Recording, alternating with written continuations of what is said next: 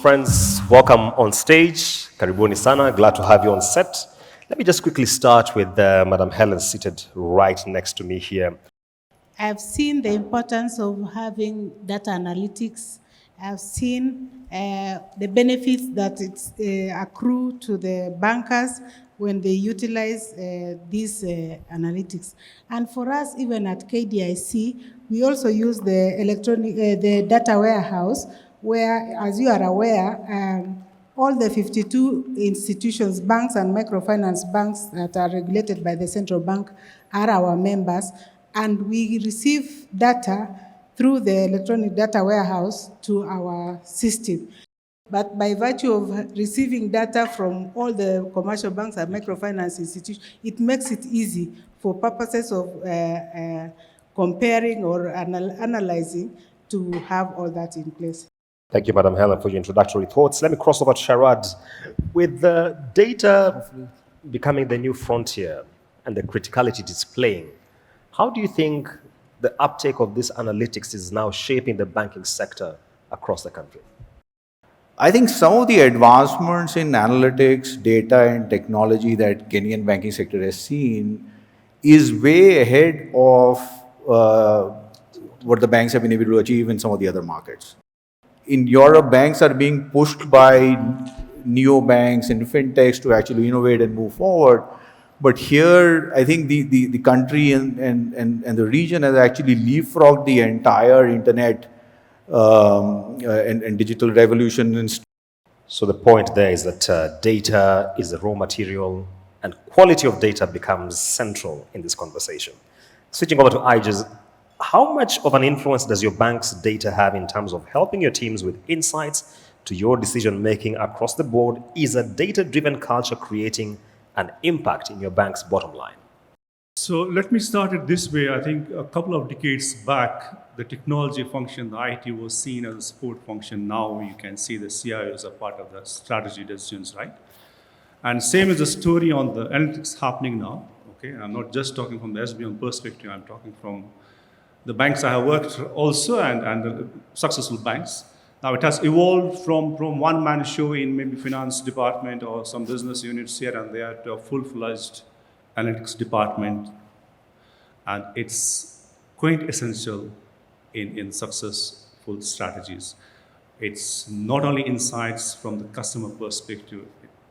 We derive insights from compliance, regulatory risk perspective, business perspective. Now we have the means to gather the external data and have the tools and the skills to derive insights from that. So it's maturing. It has matured a lot. It's still maturing. We are taking a lead a decade back, and we have evolved to a large extent. All right. Suki, so managing risk is a very pivotal pillar in this conversation we're having. And I'm very curious as to how Sunoida solutions then help banks, whether it is plugging revenue leakages or any other risk in how they manifest. How do you go about that? I think with the increase in the number of channels now in banking, it's become a larger issue. It's not only technology. Most people sometimes think it's issues and systems. It's a combination of technology, a failure in a process, or a failure by certain people in the bank, which could be a human error, an issue, which cause these leakages.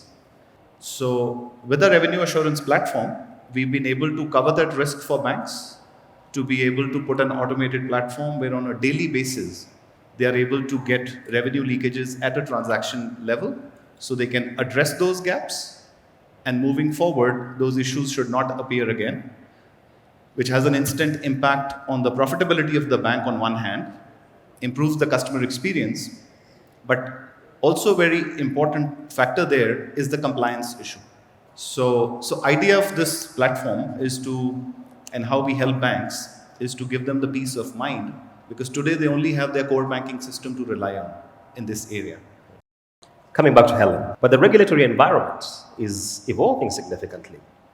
And I'm very curious as to how you feel banks should then position themselves. We have seen developing requirements around recapitalization and many other regulatory issues, especially even around AI, climate change disclosures. I will look at the challenges in three ways. One of them is the dichotomy between innovation and compliance.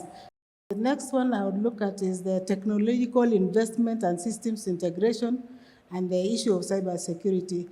The other one is on real-time reporting requirements and the data quality. So because of the nature of data that is churned out by banks on a daily basis and the expectations by regulators on their reporting and the accuracy of that data, it is very critical to have a system or a solution that is able to make it easy.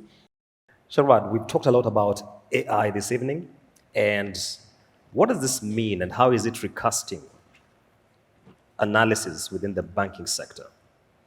Today, most AI which is being sort of used by banks and financial institutions is around operational efficiency. But I think the issue with AI is, and this is something that I touched upon in my previous sort of response to your previous question, is what is the quality of data that we are feeding into AI? Because what is the raw material for an AI program? It is your data, and how good the quality of data is will eventually decide whether your AI implementation, AI transformation is actually successful or not.